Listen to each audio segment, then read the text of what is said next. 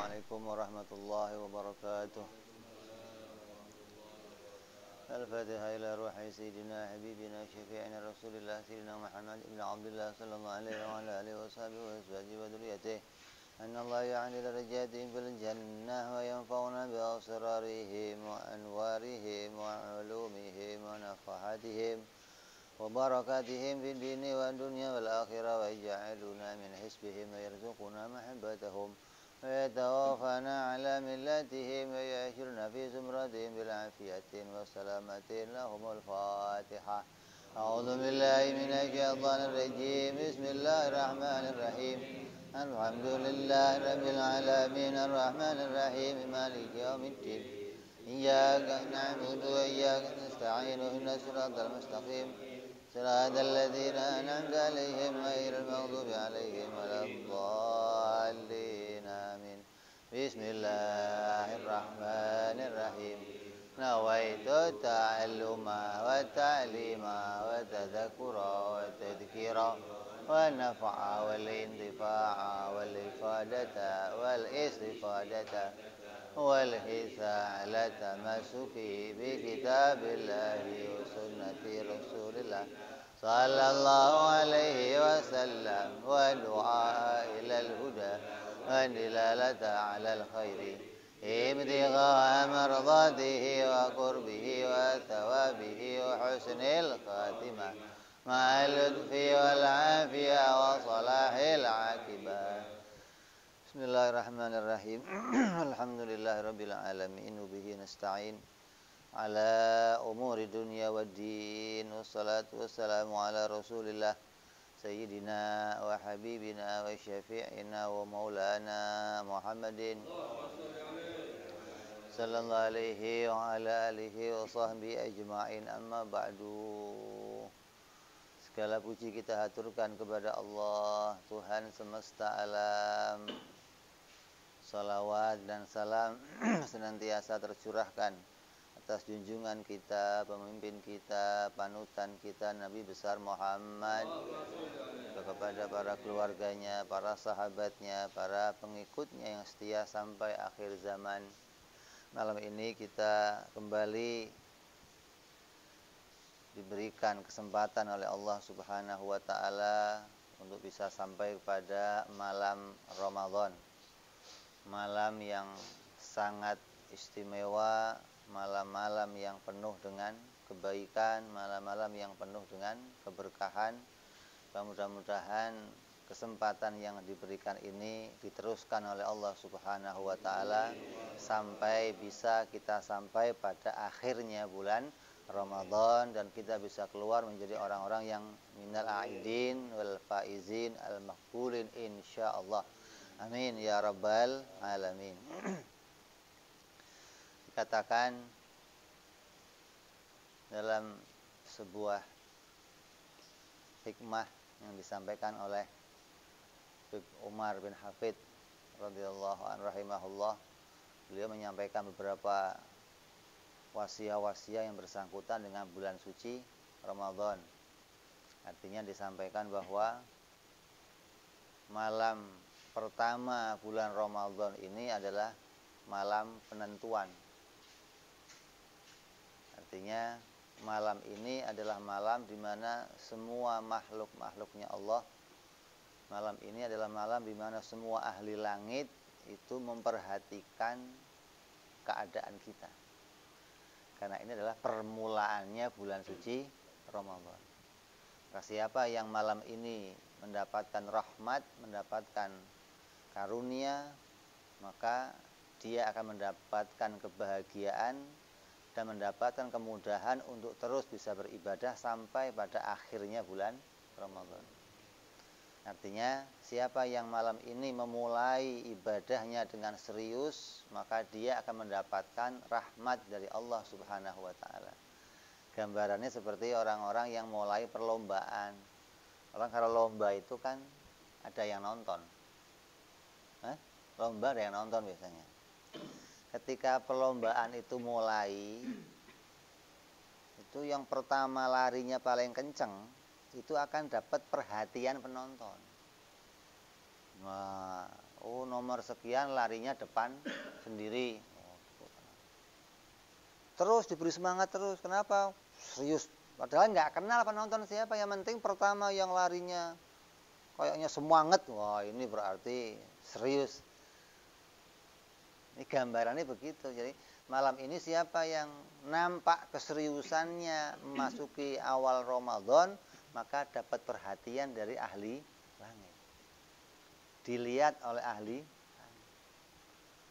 Nah, kalau yang malam ini udah kendor-kendor, dari awal aja begitu, nggak diperhatiin sama ahli langit. Penonton kalau sama orang yang larinya belakangan, dilihat aja enggak, udah. Yang dilihat yang depan, nomor 2, siapa nomor berapa, usia. Jadi ahli langit ini luar biasa perhatiannya pada umatnya Nabi Muhammad SAW pada malam-malam bulan Ramadan, sampai-sampai mereka menginginkan untuk bisa turun beribadah bersama dengan manusia, dengan hambanya Allah di dalam bulan suci Ramadan. Minta izin, ya Allah, izinkan kami turun ke bumi untuk memperbanyak ibadah di dalam bulan suci Ramadan bersama dengan manusia. Tapi izin yang diberikan oleh Allah kepada hamba-hambanya para malaikat itu nanti akan diberikan pada malam Lailatul Qadar. Ketika malam Lailatul Qadar itu para malaikat turun berbondong-bondong ke bumi untuk bisa beribadah bersama-sama dengan manusia. Artinya memberi semangat kepada manusia, memberikan pujian pada manusia, langsung bersanding dengan manusia. Karena mereka begitu bangga melihat para hamba-hambanya Allah yang mau beribadah di dalam malam-malam bulan Ramadan. Maka mudah-mudahan malam ini, malam yang kita mulai dengan tarawih bersama, dengan pengajian bersama, ta'lim bersama, maka mudah-mudahan ini menjadi malam-malam yang mana kita betul-betul serius untuk meraih kemuliaan, untuk meraih kebaikan yang Allah berikan, yang Allah sediakan di dalam bulan suci Ramadan, hingga kita mendapat perhatian, kita mendapatkan rahmat dari Allah Subhanahu wa taala di awal-awal malam bulan suci Ramadan. Walaupun kita tahu keadaan kita sekarang ini sedang dalam keadaan mencekam. Ada pandemi, ada wabah, ada banyak pelarangan, hingga kalaupun kita mengadakan taklim ini, karena memang ini sudah menjadi rutinitas kita, sudah jadi jadwal kita ingin meraih kemuliaan bulan Ramadan, tapi tetap memperhatikan pada aturan. Tidak kita kemudian melanggar aturan yang telah ditetapkan oleh para ahli kesehatan. Jadi ngajinya tetap ngaji, kalaupun yang mau tarawih tetap tarawih, yang mau tadarus tetap tadarus, tapi ya pakai aturan. Artinya aturan ya jaga jarak. Ya, kalau bisa kita sama-sama jaga diri itu pakai masker. Artinya saya jaga kamu, kamu jaga saya, itu begitu maksudnya. Hingga siapapun yang ngaji, siapapun yang pada tarawih, tadarus, ketika digunakan masker, maka keadaannya akan lebih aman. Hingga semua yang tarawih ya nyaman, yang ngaji juga nyaman, karena tidak terjadi saling tuduh maksudnya. Karena sekarang ini lagi musim orang-orang parno. Yang parno nggak cuma yang narkoba doang, sekarang orang parno semua. Iya, salaman sama orang, terkena lagi nih, salaman. Nggak usah orang lain, saya itu ya begitu. Jadi nggak terus, nggak usah takut sama. Ya bukannya takut terus kita mau lari, bukan. Karena memang setiap takdir itu harus kita terima, maupun itu takdir baik ataupun takdir buruk, semua itu datang dari Allah Subhanahu wa taala. Tapi menghindarnya kita dari takdir buruk berpindah pada takdir yang baik itu juga pilihan. Itu juga satu yang Allah tentukan. Orang yang pintar itu begitu. Ada takdir buruk, ada takdir baik, maka dia pindah dari takdir buruk pada takdir yang baik, namanya begitu. Jadi malam-malam ini insya Allah akan kita isi dengan pasaran, dengan membuka kitab yang isinya ingin kita kembali menghidupkan hati kita agar hati ini betul-betul selalu bisa dijaga, hati ini betul-betul bisa menjadi wadah atau menjadi tempatnya ibadah kepada Allah Subhanahu wa taala. Artinya kalau bahasanya orang-orang tauhid itu ini bicara perbuatan hati.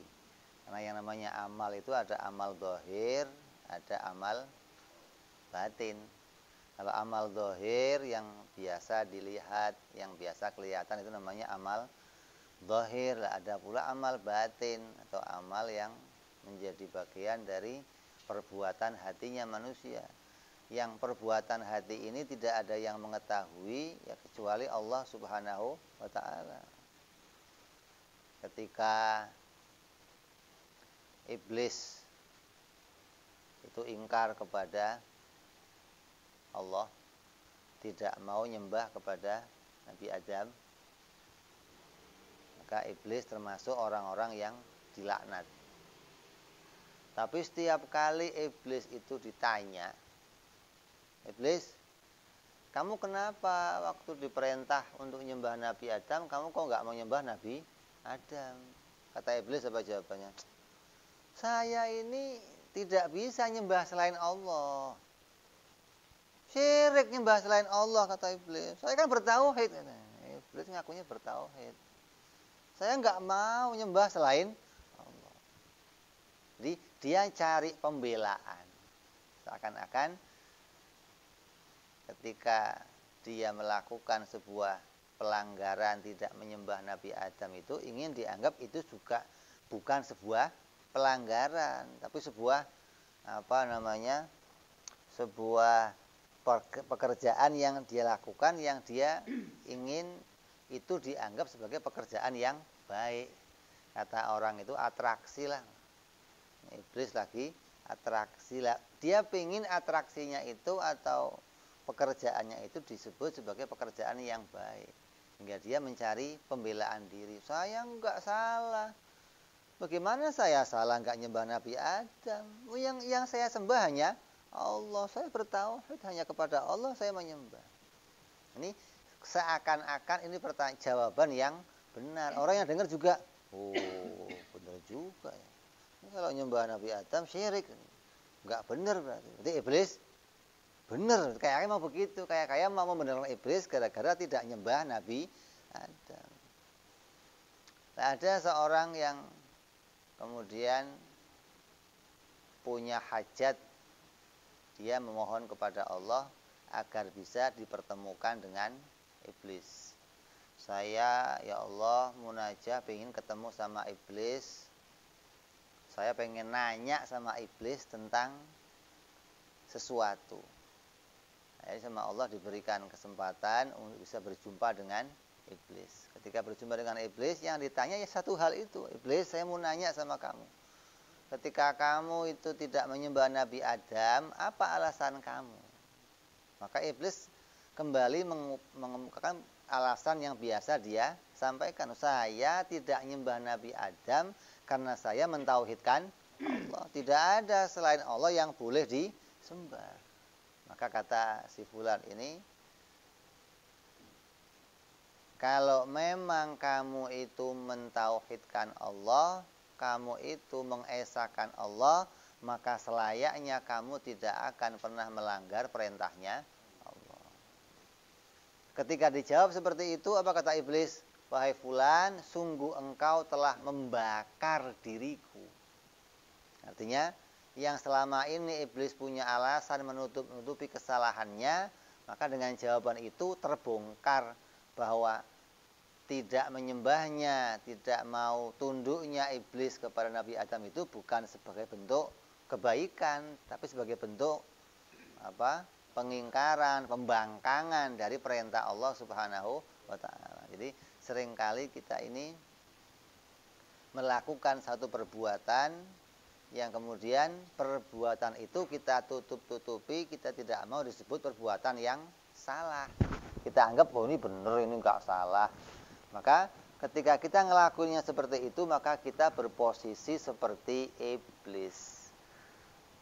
Jadi hati ini bagian yang harus kita jaga. Ketika kita ngelakuin kesalahan, ya aku itu sebagai sebuah kesalahan. Enggak usah kemudian kesalahan kita putar balik jadi sesuatu yang tidak salah. Jadi kesalahan harus kita akui sebagai bentuk sebuah kesalahan. Karena kalau orang yang salah kemudian ngaku salah, itu orang benar namanya. Salah terus ngakunya salah. Jangan salah tapi ngakunya nggak salah. Itu membela diri, menganggap ada sesuatu yang dijadikan sebagai alasan. Maka apapun alasannya, ketika kita melanggar perintah Allah, maka kita harus kembali kepada mengakui sebagai sebuah kesalahan. Nah, seperti yang sekarang terjadi, kita tidak bisa Jumatan, kita nggak bisa kumpul-kumpul, kita nggak bisa, dianggap oleh sebagian orang sebagai sebuah kesalahan. Salah 3 kali nggak Jumatan bisa munafik, kafir. Kita udah 4 kali, itu udah lebih kafir dong. 4 kali nggak Jumatan lebih dari kafir, berarti 3 kali aja munafik kalau 3 kali. Nah, sekarang yang tidak kumpulnya kita di masjid, nggak ngelakuinnya kita Jumatan, ini bukan mencari-cari alasan, bukan kita mencari pembenaran. Oh, memang keadaannya ada satu rohsoh, ada satu kemudahan yang Allah berikan untuk kita bisa meninggalkan satu perbuatan. Sholat ketika kita di dalam peperangan. Maka caranya sholatnya pun beda dengan sholat di waktu aman. Sholat ketika kamu dikejar sama binatang buas. Cara sholatnya beda sama kamu sholat di ketika aman. Pengajian atau Jumatan ketika kamu keadaan aman, ya beda keadaannya ketika waktu dalam keadaan nggak aman. Jadi jangan kita kemudian merasa bahwa oh ini sebuah kesalahan, kita nggak Jumatan, kita nggak sholat, kita apalagi nggak sampai bisa taraweh yang tiap tahun kita kerjakan, ini sudah jadi kebiasaan kita. Maka ini bukan jadi sebuah kesalahan. Kenapa? Karena ada alasan, ada keringanan yang diperbolehkan oleh agama untuk kita bisa meninggalkan sesuatu dari perintah Allah Subhanahu wa taala. Artinya dikerjakan di tempat yang lain. Kalau tadinya di masjid, sekarang di rumah. Tadinya bersama-sama orang kampung, sekarang bersama keluarga. Begitu artinya tidak sampai perbuatan itu menjadi perbuatan yang membawa kita meninggalkan aturan syariat kita. Agama itu mengedepankan perintah atau mengedepankan kemanusiaan. Perintah dulu atau kemanusiaan dulu? Kemanusiaan dulu. Bukan perintah dulu, bukan. Kamu di hutan. Keadaannya kamu lapar. Nggak ada makanan yang bisa dimakan. Yang ada babi. Boleh nggak dimakan? Aturan kan nggak boleh. Tapi agama mendahulukan kemanusiaan kamu. Kamu hidup dulu. Hifdzun nafsi, jaga diri kamu dulu biar hidup.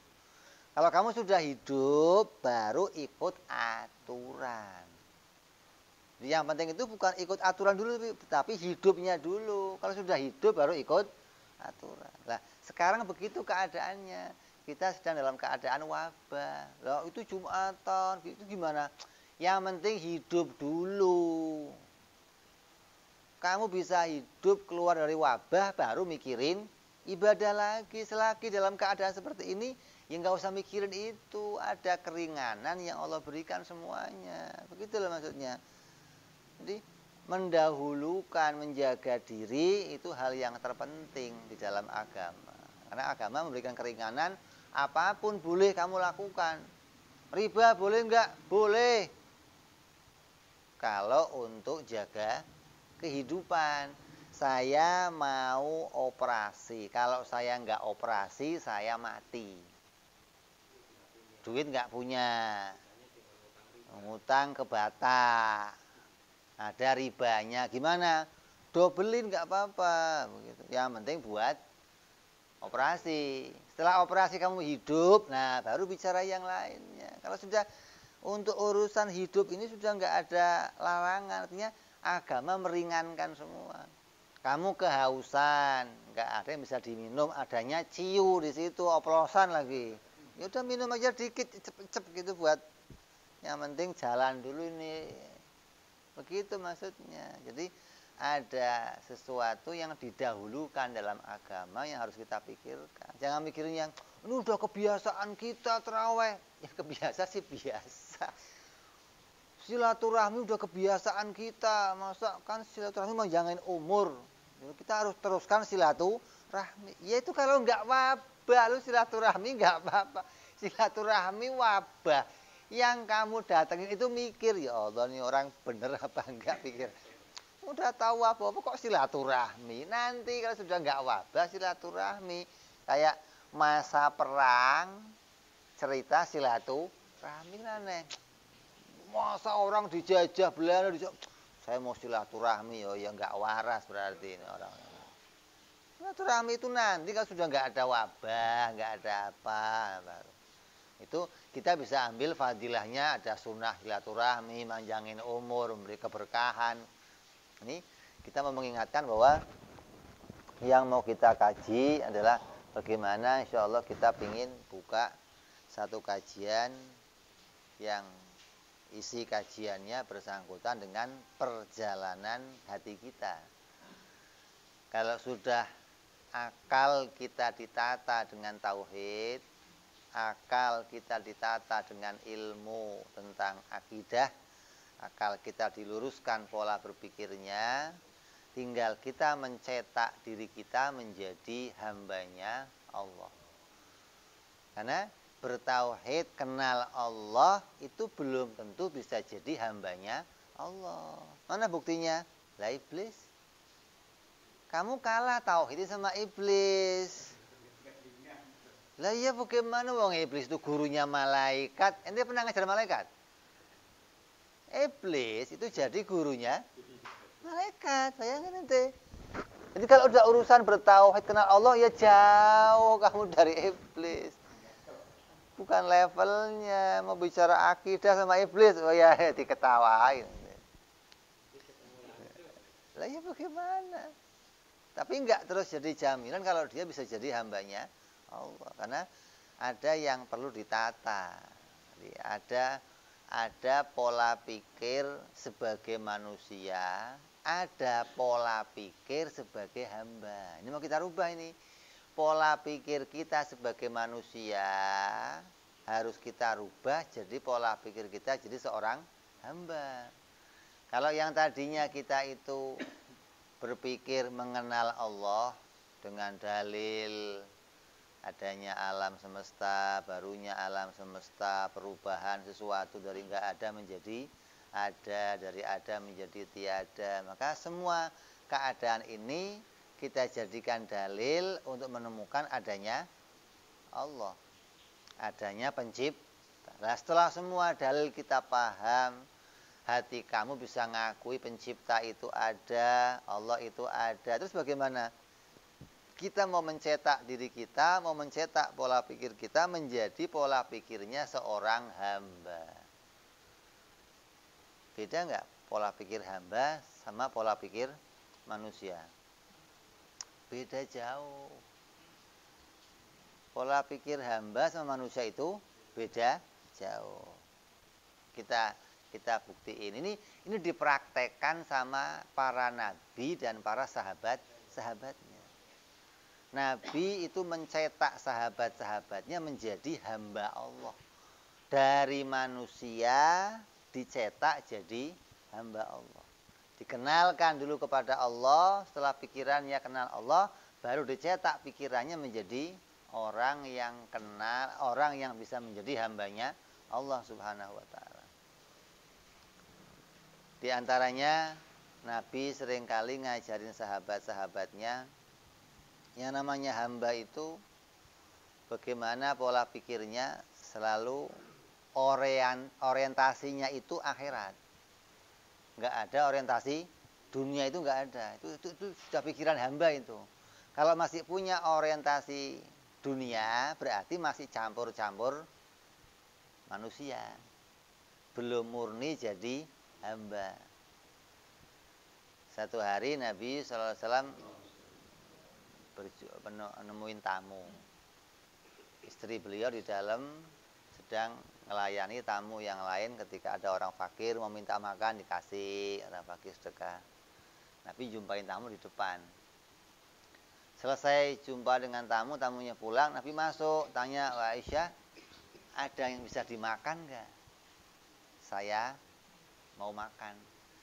Kata siapa? Ya Rasulullah, minta maaf, semuanya sudah saya keluarkan, semua sudah habis ya Rasulullah. Kalau ente gimana kira-kira? Juk, lapar, pulang, makan dikasih orang semua. Lu nggak mikir ada suami? Kalau kita, pikiran kita, ini pikiran-pikiran Nabi, pikirannya seorang hamba. Kata Nabi apa? Kamu salah Aisyah. Yang sudah kamu keluarkan itu nggak habis. Justru kalau kamu nggak keluarkan saya makan itu habis. Coba. Ente nggak punya pikiran begitu, ente nggak punya. Ente belum jadi hamba, soalnya kita jadinya manusia, belum jadi seorang. Kalau kita pikirannya kalau saya makan, ya nggak habis, jadi tenaga. Kok habis gimana? Kalau dikeluarin, habis. Itu pikiran kita. Nabi enggak. Kalau dikeluarkan justru enggak habis.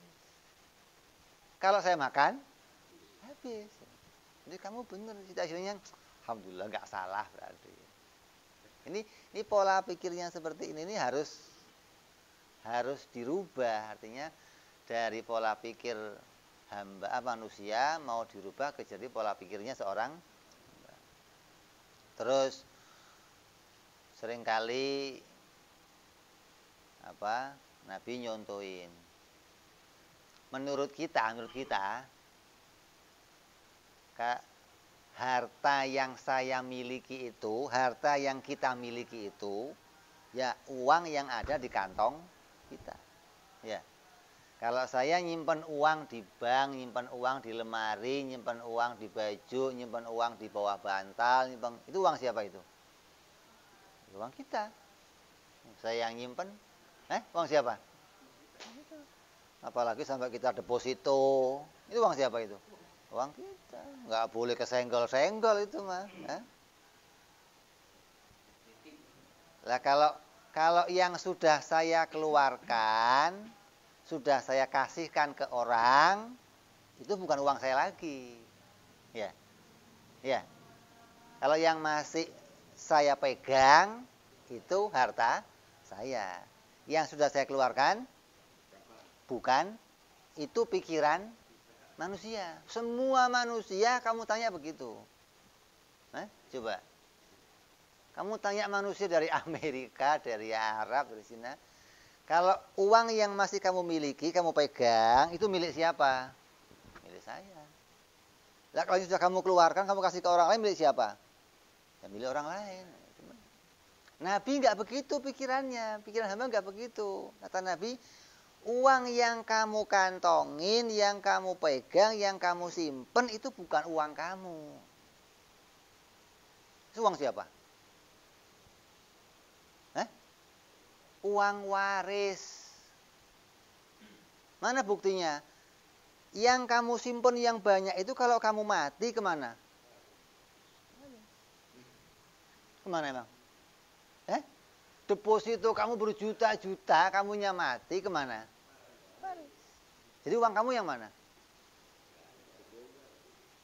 Jadi kamu nggak punya duit. Terus kamu ke akhirat mau modalnya apa? Lah, kata Nabi, yang kamu keluarkan itulah uang kamu. Kenapa? Ketika kamu mati nanti uang itu kembali dan nggak bisa diwaris. Itu asli uang kamu yang nggak bisa diwaris. Dan nggak ada orang lain bisa ikut-ikut, nggak bisa. Istri kamu, anak kamu mau minta bagian, nggak bisa. Jadi uang kamu itu yang sudah kita, itu pikiran hamba gitu loh. Ini nyetak pikiran begini ini susah. Kenapa? Kita kelamaan jadi manusia gitu. Bayangkan nanti bertahun-tahun baru jadi manusia. Sekarang mau jalan jadi seorang. Nah, dicetak dulu hamba itu yang bagaimana pola pikirnya. Hingga kamu nanti bisa jalan jadi seorang hamba. Enggak terus kayaknya jadi hamba padahal jadi manusia. Masih belum berubah, belum. Ini pikirannya begitu. Terus satu hari Nabi SAW pernah bagi-bagi harta di Mekah. Penduduk Mekah itu dikasih harta sama Nabi. Bagi-bagi, onta 100 kasih si fulan, kambing 200 kasih fulan, terus harta dibagiin ke orang Mekah semuanya. Setelah Fathul Makkah, setelah Nabi menundukkan kota Mekah. Nah, ketika menundukkan kota Mekah itu orang Madinah juga ikut berangkat ke sana. Ikut ngawal Nabi ke kota Mekah. Begitu lihat harta dibagiin ke kota di orang-orang Mekah, orang Madinah ngomong, selentingan satu orang, Nabi mah waktu melaratnya sama kita, giliran kaya yang dikasih orang Mekah, saya nggak kebagian. Coba, giliran susah ngajak saya, giliran seneng ngelupain saya, kan? Kamu punya kawan, kumpul bareng bareng makan bareng. Pas dia mau pergi, yang diajak orang lain, kamu sih ngomongin, lu mah kumpulnya sama gua, giliran pergi sama orang lain, gua nggak ngerti. Ini pikiran kita, ini pikiran manusia begitu. Nah, orang Madinah begitu pikirannya. Nabi gimana sih? Begitu sudah kaya, punya harta macem-macem, yang dikasihin orang-orang Mekah. Orang Madinah nggak di. Nah, selentingan itu nembus sampai ke Nabi. Satu orang ngomong-ngomong sampai Nabi dengar. Dipanggil semua sama Nabi. Sini saya kasih tahu.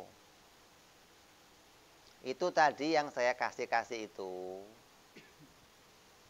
Yang saya kasih itu saya kasih harta. Saya kasih dunia. Mereka senang sama dunia. Pulang, saya kasih pulang. Mereka nggak ngurusin saya, nggak. Yang diurusin apa? Begitu dapat harta, mereka pulang. Lah, kamu nggak saya kasih. Kalau kamu saya kasih, kamu pulang juga nanti. Kamu nggak mikirin saya. Kamu nggak saya kasih, itu biar kamu mikirin. Satu. Jadi kamu gimana? Mau harta atau mau saya? Pilih mana kira-kira? Enggak ya Rasul, saya enggak ada. Nah, udah. Terus yang kedua alasannya. Kamu sudah diberikan oleh Allah julukan Ansor. Apa Ansor itu? Penolong. Kamu dapat julukan penolong. Dulu kamu menolong kami orang-orang muhajirin yang sampai ke kota Madinah. Kamu bantu kami, kamu lengkapi semua kebutuhan kami. Sekarang ketika kami sudah mapan dan punya harta, kamu minta imbalan dari kami, hilang Ansor kamu. Jadi muhajirin. Keansoran kamu itu akan hilang. Saya nggak ngasih kamu biar kamu tetap jadi Ansor. Jadi yang dicetak Nabi apa? Pikirkan hadiah akhirat kamu. Nabi mencetak, kamu nggak usah mikirin harta dunia. Pangkat kamu yang Allah berikan sebagai ansor sudah punya posisi yang mulia sekali. Nggak usah kamu rubah-rubah lagi. Begitu disadarkan begitu. Jadi gimana? Kamu mau jadi ansor atau mau hilang ansornya? Ya ansor ya Rasul. Udah buat mereka semua aja ya Nabi. Saya nggak mau. Saya mau jadi ansor tetap. Ansarullah wa ansar Rasulillah. Penolong-penolongnya agamanya Allah. Penolong Rasulullah. Dikasih jawaban yang ketiga yang paling dahsyat. Mereka nanti bawa harta pulang. Kamu bawa saya pulang ke Madinah. Kira-kira kamu milih mana? Milih bawa saya pulang ke Madinah atau kamu saya kasih harta, saya tinggal di kota Mekah. Oh ya Nabi, di bawah saya nggak perlu harta. Ayo bawa pulang ke kota. Dicetak pikirannya jadi pikiran seorang hamba yang mikirin akhirat. Lah, pikiran ini sampai ke sahabat-sahabatnya, sampai kepada di zaman sahabat begitu. Ketika sahabat Abu Bakar itu menjabat, yang jadi RT itu sahabat-sahabat yang ikut perang Badar. Tahu perang Badar nggak? Perang Badar itu perang yang paling hebat dalam Islam. Perang pertama dalam Islam. Semua ahli Badar dijamin surga. Kata Rasulullah, kamu mau ngapain terserah. Surga. Ahli Badar. Cuma dijadiin RT. Yang jadi menteri, yang jadi komandan, orang-orang Islam yang baru semua. Ya nggak protes. Kata Sayyidina Bakar apa? Kamu nggak usah mikir jadi menteri, jadi RT. Karena kamu sudah Badar, sudah cukup pangkat kamu. Nggak usah mikir pangkat menteri, nggak, pangkat Badar sudah cukup. Jadi dicetak akhirat itu sudah puas dia yang dapat akhirat.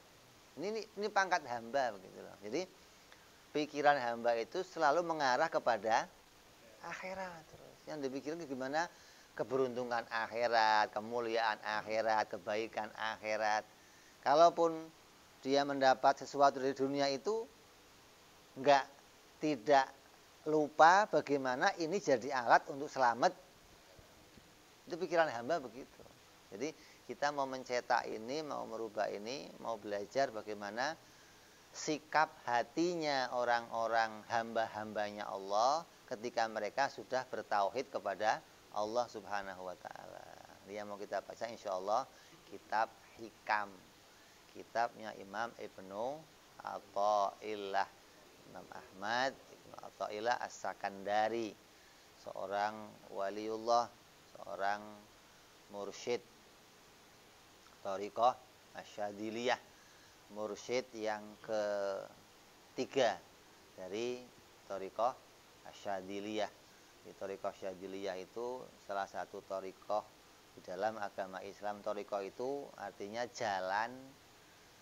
jalannya orang-orang untuk jadi seorang hamba yang benar. Kalau kita kemarin itu nadhor, jalan untuk berpikir yang benar. Kalau sekarang jalan untuk bagaimana menata hatinya biar benar. Nah, jalan ini dituntun oleh Imam Ahmad Ibnu Athaillah dalam kitabnya namanya kitab Hikam, yang isinya wasiat-wasiat, nasihat-nasihat, hikmah-hikmah yang bersangkutan bagaimana menjadi seorang hamba yang betul-betul bertauhid kepada Allah Subhanahu wa taala. Jadi ini lanjutan. Orang yang sudah ngaji tauhid akan melanjutkan pelajarannya ngaji kitab Hikam. Karena setelah akalnya ditata, akalnya diberesin, tinggal beresin hatinya. Bagaimana hatinya bisa beres, bagaimana hatinya bisa menjadi betul-betul hati seorang hamba. Artinya ini yang mau kita kaji, yang mudah-mudahan kita diberikan oleh Allah kemudahan, diberikan oleh Allah kepahaman, diberikan oleh Allah kemampuan untuk bisa mendapatkan jalan agar bisa mengikuti apa yang menjadi jalannya para orang-orang soleh. Jadi kalau kamu kok sering baca kitabnya orang-orang soleh, sering baca petunjuknya orang soleh, nanti lama-lama pikirannya berubah jadi seperti mereka gitu loh. Nah, kalau kita nggak pernah tahu bagaimana keadaan mereka, ya nggak bisa untuk ngikutin jalannya para orang-orang soleh, nggak bisa. Seperti halnya gini, kalau kita males ibadah, kita males ibadah, mau ibadah males, mau ngaji males, mau wiritan males, kira-kira yang kita kerjain apa? Lah itu males. Biar semangat lagi ibadah ini kerjain apa? Biar semangat lagi untuk ibadah ini kerjakan apa? Kata orang, lah itu males ngaji. Mau ngaji males, mau wiritan males, mau duha males, mau. Kata orang, kalau kamu sudah males semuanya, kamu ziarah, ingat mati. Ini kalau kamu ingat mati nanti semangat. Nah, wong ingatnya mati kok semangat ibadah bagaimana sih? Jadi disuruh pergi ke kuburan, disuruh ziarah, disuruh ingat mati. Tapi yang sudah nyoba resep ini ketika ke kuburan pulang nggak semangat ibadah. Coba kamu tes. Kamu malas ibadah ke kuburan, pulang ya masih malas saja. Nggak ada perubahan, jadi semangat ibadah. Nggak ada begitu, nggak. Kenapa? Karena nggak ngerti caranya ngapain di kuburan. Ngapain di kuburan? Ini tahlilan. Pulang lemes, berkat nggak ada. Apa nggak ada kalau masih dapat berkat, masih semangat. Mendingan tahlilan ke tetangga, semangat pulangnya daripada ke kuburan. Tahlilnya iya, berkat nggak dapat. Ke kuburan bukan ingat dirinya mau mati, bukan. Ke kuburan ingat yang mati ini pingin hidup. Semua yang mati, semua orang yang mati itu minta izin pada Allah, ya Allah, kembalikan saya ke dunia walaupun semenit ya Allah. Kembalikan saya ke dunia walaupun agar saya bisa ibadah. Duduk depan makom, nggak usah baca apa-apa, kamu nggak usah rewel baca. Duduk, liatin makomnya, ingat ya Allah, ini orang segini banyaknya pingin hidup, pingin ibadah. Saya masih hidup ya Allah. Kok saya nggak mau? Ini saya ini gobloknya kayak apa gitu loh. Ini yang mati aja izin pingin hidup. Saya masih punya hidup. Kok nggak mau? Gitu loh maksudnya. Kamu punya masalah, umpama punya masalah. Utang banyak. Istri minta cerai. Kontrakan diusir. Anak narkoba. Masih ada yang berat lagi nggak? Apa lagi? Yang lebih berat lagi ada nggak? Pecat kerjaannya. Usir mertua. Ini kontrakan diusir, mertua diusir, bini minta cerai, lengkap ini. Itu seakan-akan pingin mati sudah. Kamu daftar yang mau ngelanjutin hidup saya siapa? Ini promosi. Itu sudah pol-polnya masalah udah itu. Itu masalah kamu yang sebesar itu, kalau kamu pamerkan ke ahli kuburan, kamu tanya, ada nggak yang mau gantiin saya? Ngantri.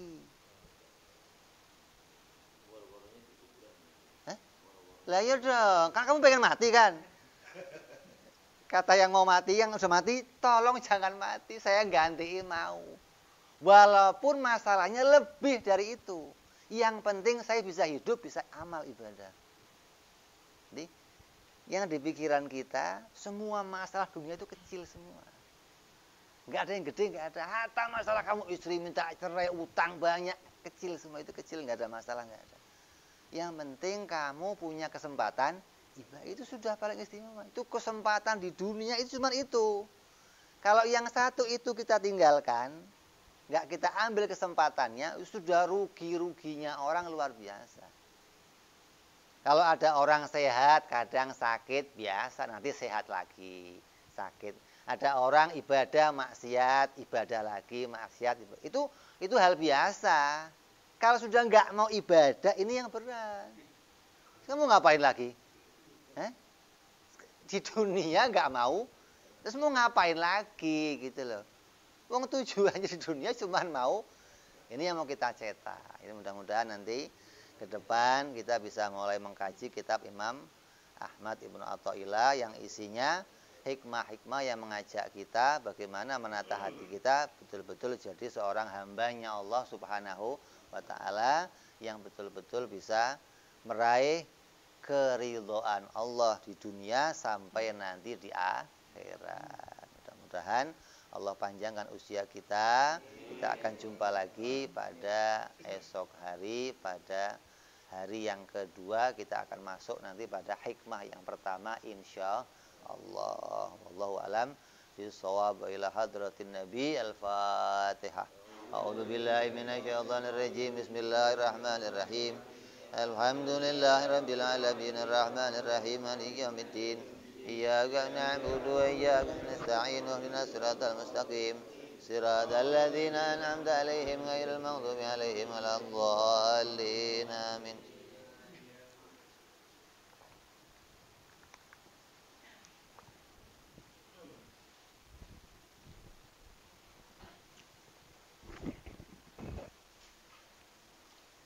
Oh, diputus. Putus.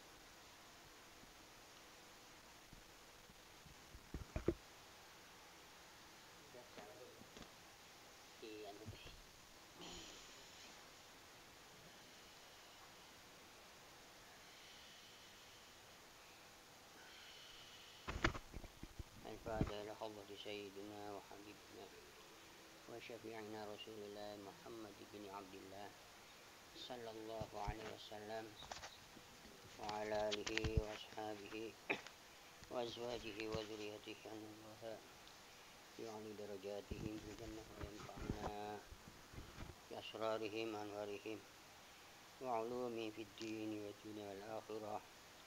لهم الفاتحة.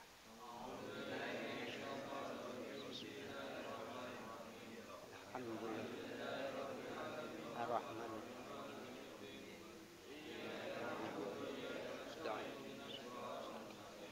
صراط الذين أنعمت عليهم.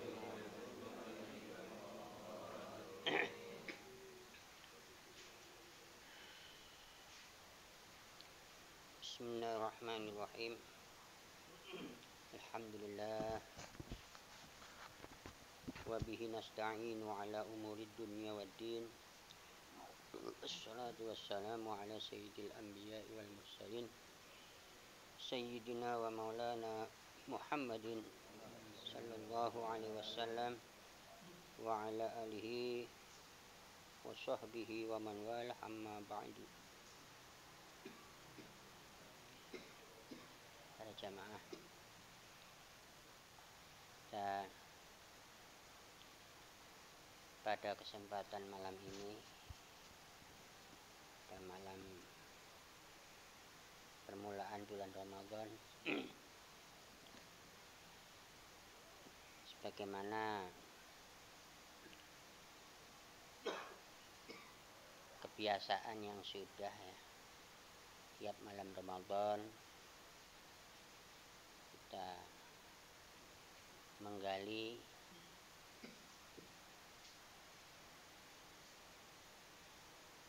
pelajaran akidah, menggali pelajaran akaid yang 50 yang mana diambil dari panduan kitab Kifayatul Awam.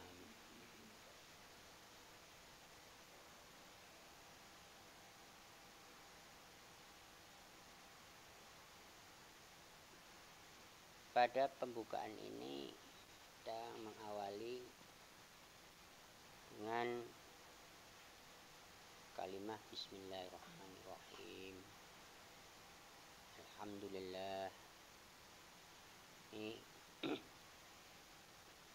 adalah sebagai kalam pembicaraan ini sengaja ditaruh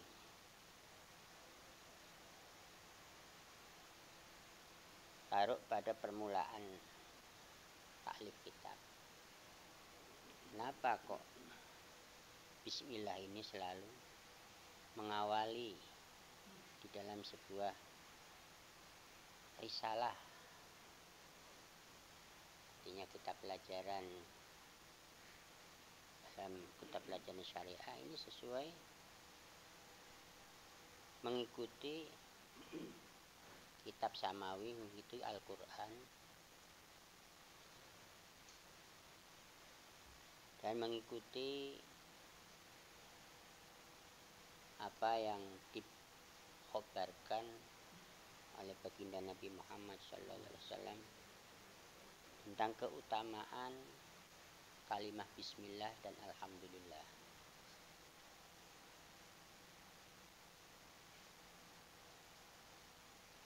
Di sini diucapkan abda'u biha, kata mu'alif, aku memulai dengan Bismillah dan Alhamdulillah ini berdasarkan dalam kitab samawi Al-Quran dan hadis Rasul sallallahu alaihi wasallam.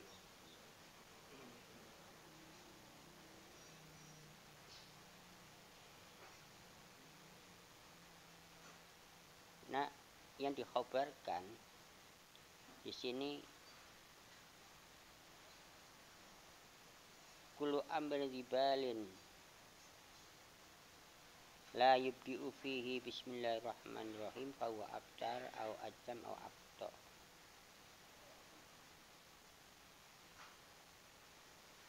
Sebuah riwayat mengatakan semua pekerjaan atau ucapan yang tertulis atau ucapan yang melalui lisan, yang ditulis maupun yang disuarakan, itu akan mengarah pada sebuah kebaikan, itu diawali dengan Bismillah.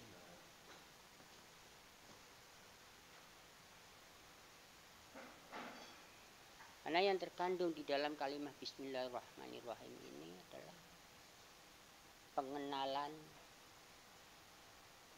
nama pencipta alam semesta. Di kalimat ini disebut namanya kalimat tauqifiyah, sebuah pelajaran bagi kita seluruh umat manusia.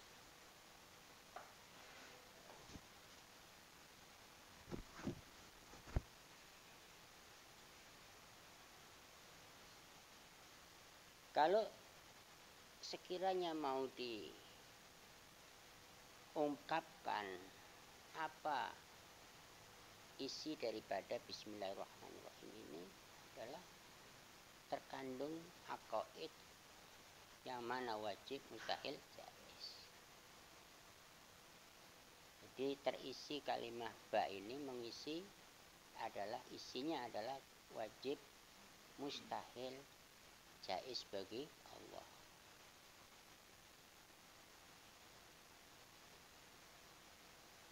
Isinya adalah mu'taqad yang wajib, mu'taqad yang mustahil, dan mu'taqad yang jaiz.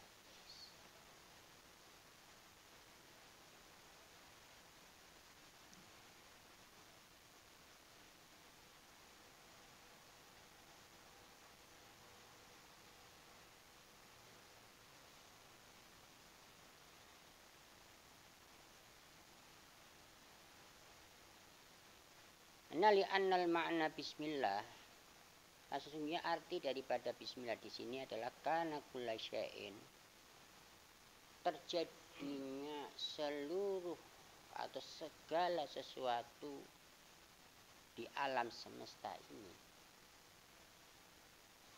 itu karena bismillah. Kita wujud karena bismillah. Kita makan karena bismillah. Semua yang ada, baik itu yang hidup maupun yang mati, itu karena bismillah.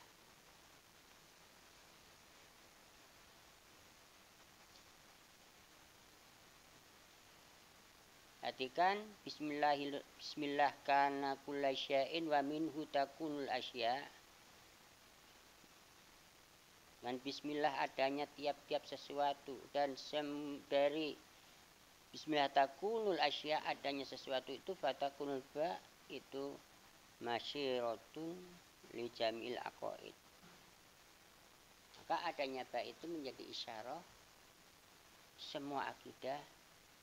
Semua akidah itu isinya adalah wajib mustahil jaiz.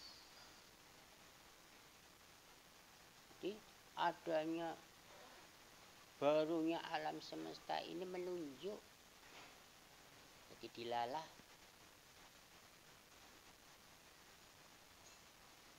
menjadi petunjuk, menjadi dalil bismillah. Bismillah ini yang bentuk lafaz ya, harus mana tadi adalah zat wajibul wujud. Kalau mau tanya bismillah ini apa, ya wajibul wujud. Karena ismullah, ismun itu jadi dilalah lil musamma. Al ismu yustadalu alal musamma. Yang namanya, yang disebut nama itu menunjuk ada yang dinamai. Yang dinamai ya wajibul wujud.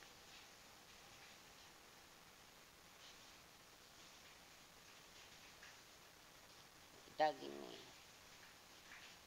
adanya alam semesta ini, terjadinya alam semesta ini, terjadinya kita ini, asalnya dari mana sih? Kita ini ada, kita itu wujud, ada sebabnya enggak? Kenapa kok kita ini wujud?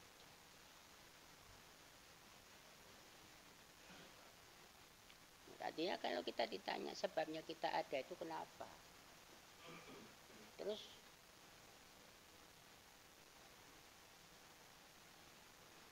nikmatnya ada itu apa?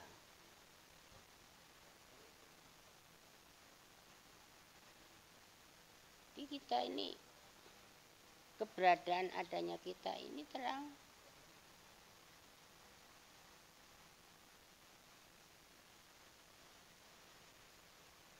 Dari sabab gak ada. Gampangnya begitu. Semua yang ada ini asalnya dari mana? Asalnya dari gak ada. Kok terjadi ada? Kalau bukan karena bismillah, ya tidak bakal terjadi. Jadi terjadinya kita itu karena bismillah. Nah, kita ada ini. Tadinya kita tahu nggak kalau kita mau ada? Kita mau di sini ini, ente berada di sini itu tahu nggak asalnya? Ente mau lahir tahu nggak? Taunya setelah lahir. Nah, kalau kata setelah ini ada sebelumnya kan? Nah, sebelumnya dari mana?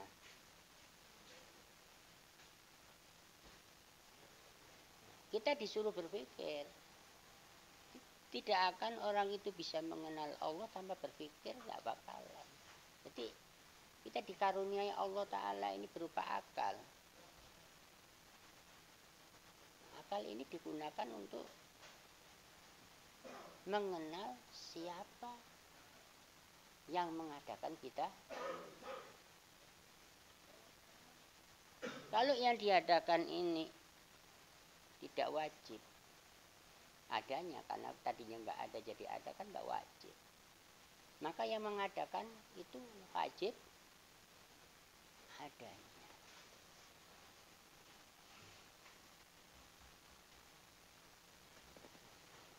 Dengan bismillah ini kita mengetahui bismillah ini kebenaran yang absolut. Kita mengakui bahwa kita ini tadinya nggak ada menjadi ada, tentu ada yang mengadakan itu wajib wujud. Itu kan ya. Wajib wujud. Itu apa karena dibayar? Apa karena kita ini dijanjikan dikasih surga? Seandainya kita tidak dimasukkan ke surga pun,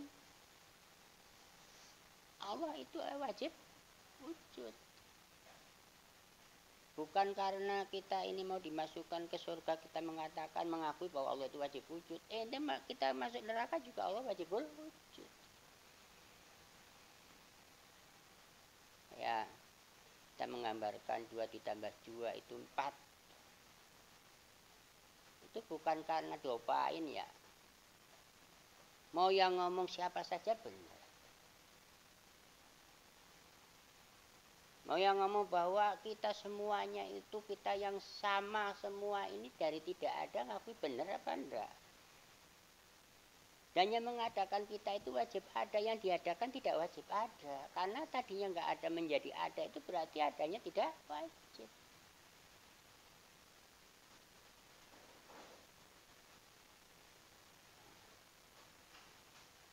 Sini Rasulullah SAW ya kan, membawa kalimat bismillah ini adalah kalimat yang sangat benar sekali. Semua kembali dari asalnya bak tadi. Semua.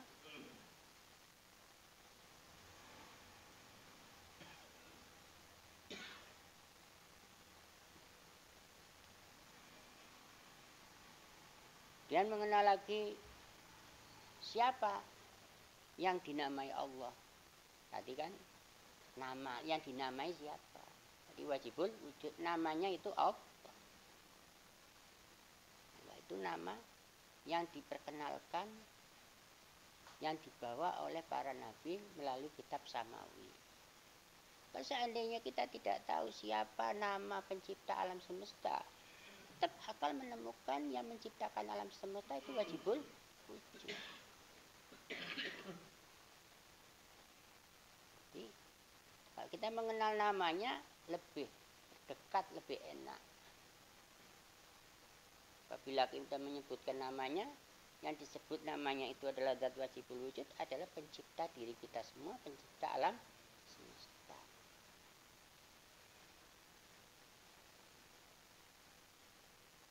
Dan maka kemudian Ar-Rahman Ar-Rahim.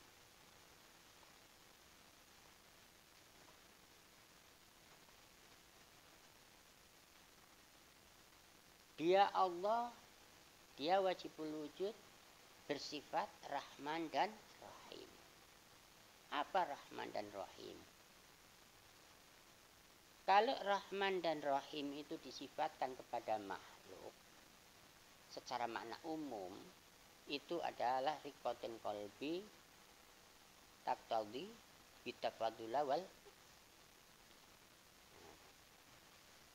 in'am wal ihsana. Jadi riqatin qalbi, taqtadi, bitafadula wal ihsana. Artinya apa? Kelembutan hati ya, yang dinyatakan dengan pemberian kasih sayang. Yang namanya kasih sayang itu adalah riqatul qalbi, kelembutan hati yang dibuktikan dengan pemberian yang baik. Itu namanya kasih sayang. Seperti contoh orang tua disifati apa, punya sifat kasih sayang. Tapi kalau kasih sayang ini disifatkan kepada Tuhan, kepada Allah, nanti memiliki makna tasbih, mempunyai arti mustahil. Kita jangan, oh itu kan secara lafaz artinya begitu. Iya, itu kalau untuk manusia Rahman Rahim itu maknanya kasih sayang. Tapi kalau disifatkan pada Allah apa kasih sayang maknanya? Pengasih dan penyayang. Itu makna secara umum untuk makhluk.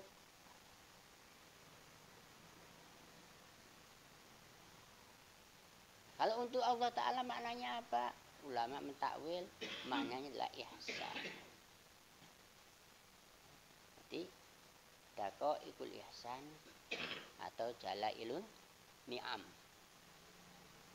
Rahman itu adalah yang menganugerahkan kebaikan bagi hambanya di dunia. Warahim itu adalah menganugerahkan kebaikan bagi hambanya di akhirat. Sini nampak Allah menganugerahkan kebaikan bagi hambanya di dunia ini. Mau itu orang kafir, mau itu semua dikasih sehat. Kasih sehat, kasih rezeki, dibeda-bedain enggak? Orang kafir bisa ketawa, orang mukmin bisa ketawa. Orang yang dikasih ketawa oleh Allah Ta'ala itu dilupakan dari segala kesusahannya. Orang nggak punya duit, orang yang dalam keadaan sebentar lagi akan ada siksaan bagi dia, akan ada tsunami atau ada, masih bisa ketawa. Karena dilupakan sesuatu yang sangat menyakitkan. Orang bisa ketawa karena dilupakan adanya musibah. Tidak akan orang bisa ketawa apabila dia melihat musibah. Orang tidak akan bisa ketawa apabila dia itu melihat wabah. Rasa takut itu yang tidak bisa membawa dirinya itu ketawa.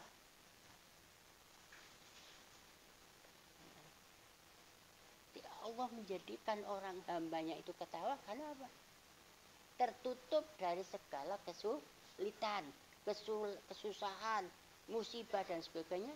Itu bentuk daripada makna pemberian anugerah kebaikan di dunia.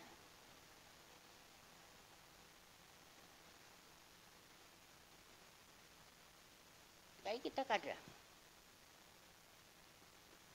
ya, mendengarkan ada seorang ulama atau kiai penceramah, ini umum. Kita mengartikan hadis ya. Bahwa pernah katakan orang bila melihat saudaranya meninggal kok menangis, maka yang menangis dan yang ditangis itu sama-sama mendapatkan siksaan dari Allah. Orang yang mendengarkan hadis itu merasa tersiksa enggak? Karena dia pernah menangisi salah satu keluarganya ketika meninggal. Tersiksa dia. Jadi ini orang mempelajari mendengarkan hadis ditelan mentah-mentah. Jadi korban. Padahal itu hadis ada asbabul wurudnya. Sebab keluarnya hadis itu dibicarakan oleh Nabi ketika Nabi pada saat itu berjalan melewati orang yang ditinggal mati oleh sanak keluarganya, salah satu keluarganya meninggal. Dan Nabi mengatakan yang menangisi orang mati itu dan yang ditangisi sama-sama di neraka. Ternyata itu yang meninggal ini adalah seorang Yahudi, kok Yahudi kafir. Jadi ada orang kafir, salah satu keluarganya mati nangis. Lah yang ditangisi kafir, yang nangis juga kafir. Nabi mengatakan dua-duanya ini adalah orang yang akan ada di dalam siksaan Allah. Ya itu benar apa enggak? Lah kalau yang mati mukmin, yang ditinggal mati itu mukmin, yang hadis ini enggak dipakai. Nabi pernah mengeluarkan air mata ketika putranya meninggal yang bernama Sayyid Abdullah. Ya itulah. Jadi kadang kita mendengarkan hadis tapi tidak tahu ini arahnya mau kemana. Namanya apa? Telan mentah. Banyak orang, ya kan, mendengarkan korban hadis kulu bid'atin dolalah jadi korban. Semua bid'ah itu tersesat. Bid'ah itu apa? Itu ya al-umurul muhdatsah lah. Sesuatu yang tidak dilakukan oleh di zaman Nabi, tidak dilakukan oleh Nabi. Lah itu apa? Enggak jadi korban kalau begitu. Nanti ada orang naik mobil bid'ah. Oh, semua orang pakai celana, orang enggak pakai janggut, semuanya itu jadi bid'ah semua. Akhirnya apa? Enggak jadi korban itu. Ini banyak orang-orang yang begitu. Nah, ini kita mau pelajari. Di sini belajar ilmu tauhid ya, supaya enggak mudah kita tertipu dengan hal-hal yang demikian. Ar-Rahman adalah di sini bimana ihsan, menganugerahkan kebaikan yang sedikitnya di dunia. Taqoikul ihsan, sedikitnya kebaikan yang dianugerahkan oleh Allah Ta'ala pada hamba-hambanya, itu dibutuhkan apa enggak? Jadi apa? Kentut. Kentut itu penggalian sedikit dibutuhkan enggak kentut? Orang masuk angin selalu nyarinya biar kentut bagaimana?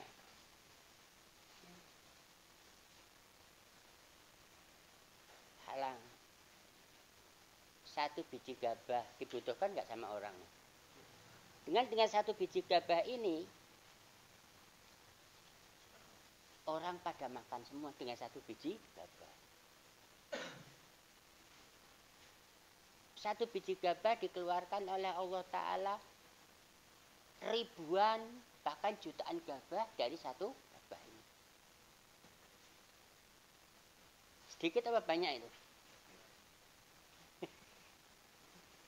Ya satu biji gabah ketika ditanam Allah keluarkan dari biji gabah itu ribuan gabah sampai pada makan semua gara-gara dengan adanya satu biji gabah. Makanya orang dulu kalau ada gabah satu diambil mesti ya. Ini dibutuhkan. Sedunia butuh ini semua. Seperti gini. Orang mau membandingkan ini sama-sama, ini pemberiannya. Makanya di sini selalu diungkapkan ada dalam kalimat kulu washrabu. Kulu washrabu min rizqillah. Makan dan minumlah. Pemberian Allah yang paling dibutuhkan oleh manusia itu makan dan minum. Melebihi orang punya makan dan minuman itu melebihi daripada punya mobil dan kekayaan yang apa saja mengalahkan segala-gala. Punya mobil kalau nggak makan, katanya istimewa mobil. Mobil itu istimewa enggak, masih kalah dengan nasi satu suap kalah ini. Masih kalah dengan air satu gelas. Orang dapat air satu gelas memuji kepada Allah, ya Allah, alhamdulillah. Ini salah satu daripada pernyataan daqaiqun ni'am. Sedikitnya kebaikan air segelas kelihatan sedikit enggak? Itu lebih berharga daripada mobil. Apa mobil Mercy kalah dengan ini. Rumah gedong sekalipun kalah. Ini cuma air satu gelas. Air satu gelas ini dibutuhkan oleh seluruh manusia.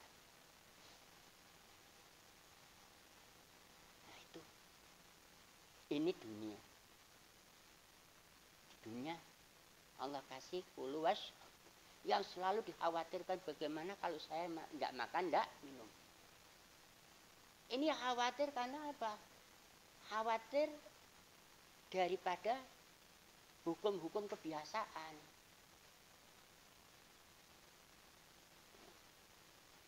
Dia anggap makan dan minum ini yang bisa menjadikan kenyang, karena nggak paham siapa yang menjadikan kenyang. Karena tiap makan kenyang, tiap minum hausnya hilang, hingga sampai mengatakan makan dan minum ini yang menjadikan kenyang dan nggak berasa ini. Emang nggak tahu, ya itu nama yang menganggap bahwa itu namanya apa? Abdul Butun itu kan. Abdul Butun itu ya hambanya perut. Pokoknya kalau sudah makan dan minum tenang sudah. Sudah ada makanan, sudah ada minuman, adem sudah. Udah hidupnya seperti itu. Itu bebo udah sama. Yang begitu itu orang yang tertipu dengan nikmat. Jadi nikmat yang sedikit saja bisa menipu, apalagi nikmat yang banyak. Anda kenapa bisa tertipu? Kenapa kok bisa tertipu? Karena goblok. Orang yang tertipu asalnya kenapa? Goblok. Orang goblok itu mudah tertipu. Supaya nggak goblok bagaimana? Ngaji. Ini bahasa Ar-Rahman di mana dako ikin ni'am. Sedikitnya kenikmatan, sedikitnya anugerah kebaikan yang Allah berikan pada hambanya di dunia, ini dibutuhkan. Seperti air satu gelas ini sedikit nggak nilainya. Itu kita anggap sedikit nilainya, padahal besar, lebih daripada harga mobil Mercy. Ya seperti tadi. Punya naik mobil Mercy, haus nggak punya, nggak ada air, teriak nggak? Tapi ada air nggak pakai mobil juga jadi. Kemudian Ar-Rahim itu jalailun ni'am, kenikmatan yang besar, ya, pemberian yang besar. Seperti apa? Pemberian yang besar yang diberikan oleh Allah Ta'ala pada manusia ini adalah seorang nabi. Yang diberikan oleh Allah Ta'ala pada manusia adalah agama. Agama, nabi, iman, Islam. Ini pemberian yang terbesar oleh Allah Ta'ala pada manusia.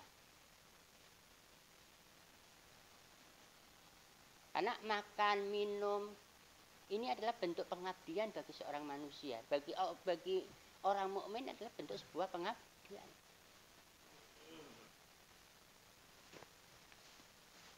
Karena kenapa begitu?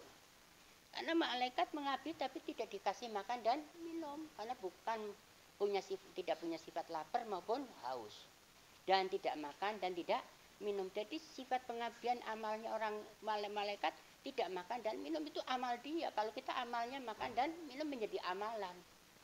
Makannya jadi amalan, minum juga jadi amalan.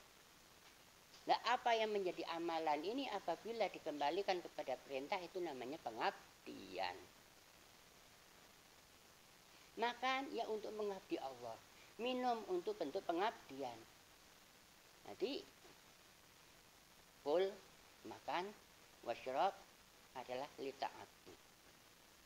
Baca Al-Quran ini apa? Ta'abudan bitilawah, ta'abudan bil akal, ta'abudan bisyarab, ta'abudan bita'lim. Semua dijadikan sebuah pengabdian.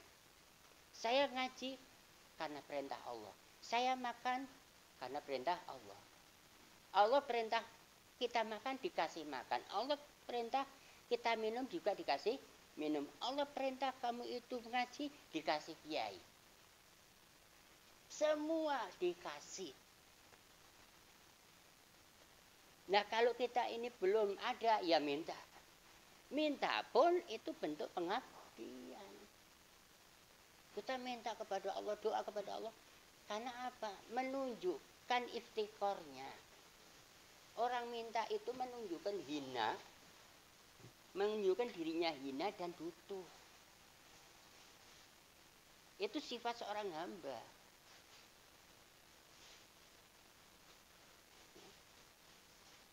Jadi orang kok minta, kenapa orang minta?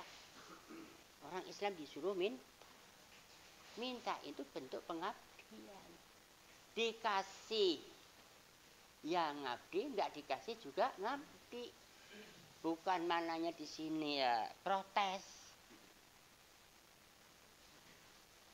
Ini gimana ini masa musim begini, wabah begini, kok jadi masalah? Bagi orang mukmin nggak bermasalah. Yang bermasalah itu apabila kita itu melakukan kesalahan, ini bermasalah. Jadi yang kita anggap itu sulit, malah Allah itu dijadikan kegampangan oleh Allah Ta'ala dalam segala hal. Ya orang itu, kalau kita melihat segala amal kita sudah bentuknya adalah bentuk pengabdian kepada Allah, itu nggak punya rasa sulit, nggak punya rasa sumpah, nggak pernah apa-apa. Ya hal-hal yang sifatnya merugikan kita tidak ada, semua untung semua, karena orang mukmin diciptakan oleh Allah Ta'ala itu di dalam keberuntungan.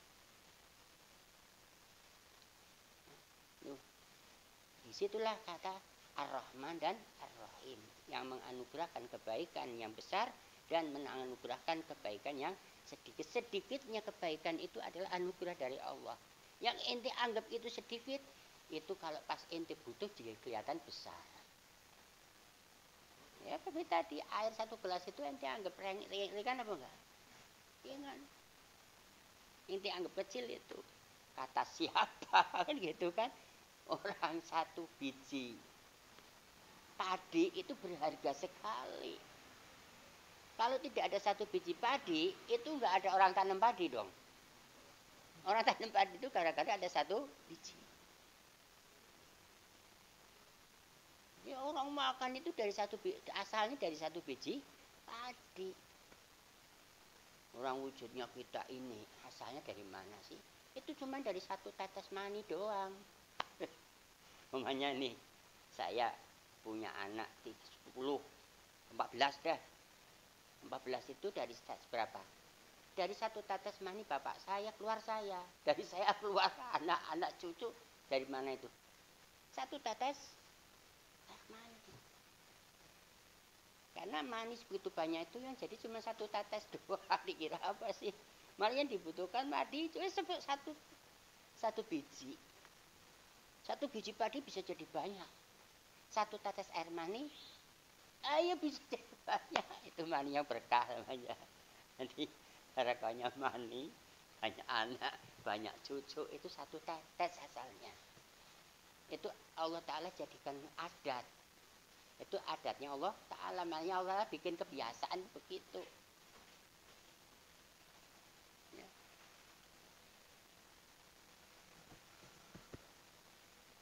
Sedunia ya.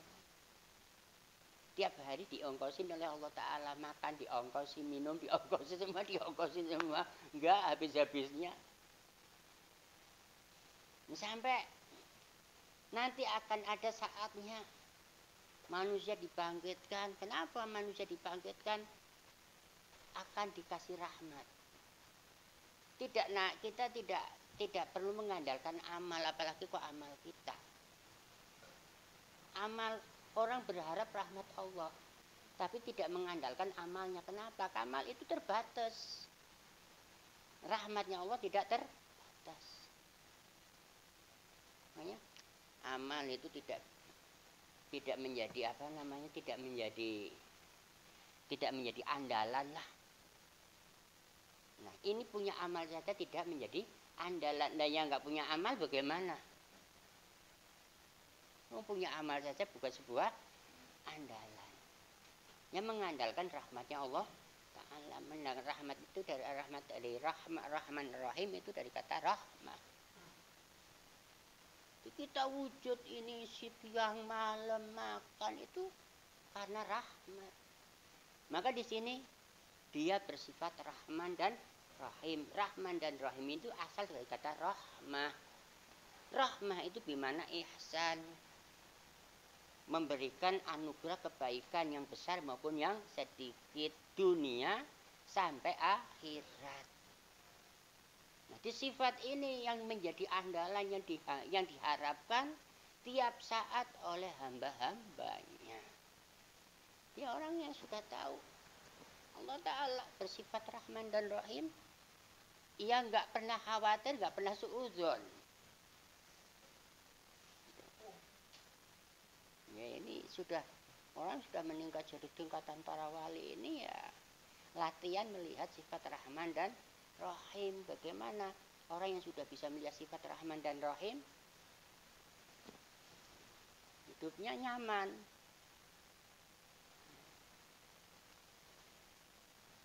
Mamanya orang nggak mengandalkan ini, nggak punya sifatnya, tidur nyaman. Ya tidur juga nyaman. Makanya ada seorang wali satu mau bangunin orang tidur, satu jangan dibangunkan. Kok jangan dibangunkan? Karena orang tidur itu tarkul ma'asi. Orang tidur itu nggak boleh dibangunin. Kenapa? Orang tidur itu ninggal maksiat. Lah ninggal maksiat itu hukumnya apa? Wajib berarti tidur jangan diganggu. Tapi ini satu lagi, ini kalau waktunya sholat, iya itu waktunya sholat. Yang kayak kamu yang sadar lah, ini kan nggak sadar Pak. Dia tidur itu dapat rahmatnya Allah Ta'ala. Orang bagaimana nggak dapat rahmat? Tarkul ma'asi, ya kan, meninggalkan maksiat. Orang meninggalkan maksiat itu ada di dalam genggaman rahmat enggak? Malah tidur itu dibutuhkan enggak sih? Butuhkan. Jadi tidurnya dia dalam rahmatnya Allah, meleknya dalam rahmat Allah. Bagi orang mukmin. Orang yang sudah dianugerahkan iman oleh Allah Ta'ala itu dianugerahkan kebaikan-kebaikan yang lain. Tidurnya saja itu dirahmati oleh Allah Ta'ala. Nggak ada permasalahan. Salah itu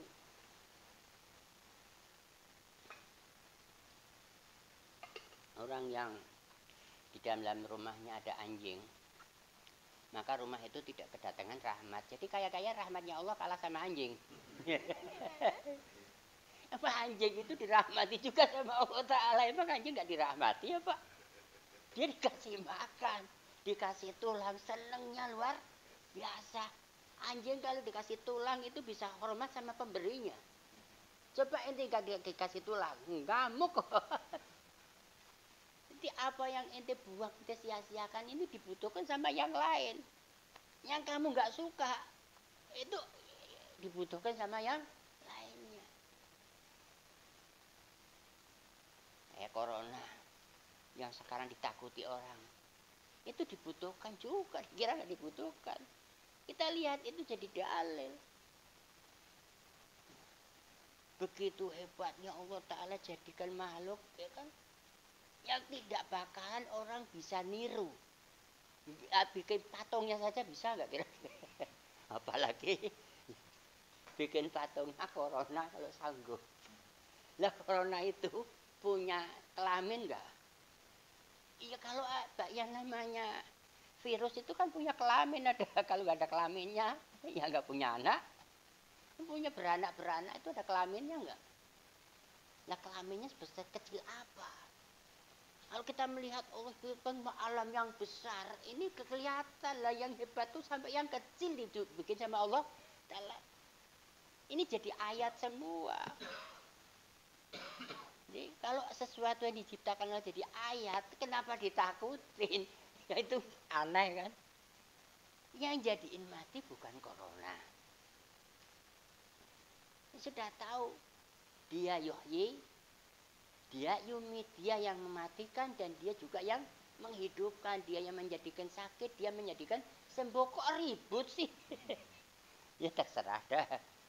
Itu keyakinan kita nggak bisa berubah yang demikian.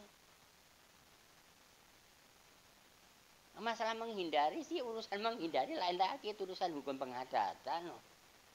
Kan nggak ngerubah keyakinan kita. Harus itu yakin bahwa corona itu yang menyebabkan kita mati ntar dulu. Itu urusan kamu. Corona yang menyebabkan kita sakit bodoh. Yang bodoh siapa? Ini kita kembalikan masalah-masalah yang demikian itu masalah-masalah hukum adat. Tidak tidak ngaruhi iman kita, enggak, sama sekali enggak. Nah, kembali pada Ar-Rahman Ar-Rahim, ini adalah sifatnya zat wajibul wujud. Jadi bismillah ya, itu memiliki makna adalah zat wajibul wujud Ar-Rahman Ar-Rahim yang bersifatan Rahman dan Rahim. Artinya yang bersifatan pemberi dan nyayang lah. Ya bersifat memberi kebaikan kepada hamba-hambanya sedikitnya maupun besarnya. Tuh. Kemudian alhamdulillah insyaallah akan kita lanjut pada esok hari. Al-Fatihah. Alhamdulillah. Alhamdulillah. Ya kan Abu dua ya. Suratul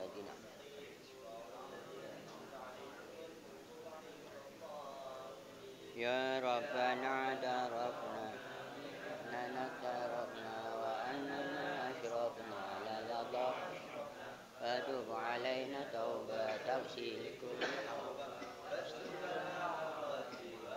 Ira'ati wa firri walidina wa mawlidina wal ahli wal ikhwani wa sairil ilani mahabba awjiradina asma fadlan wajudan manna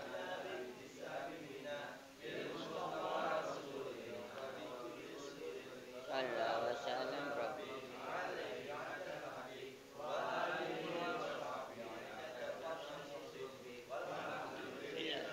bil badi wa tanah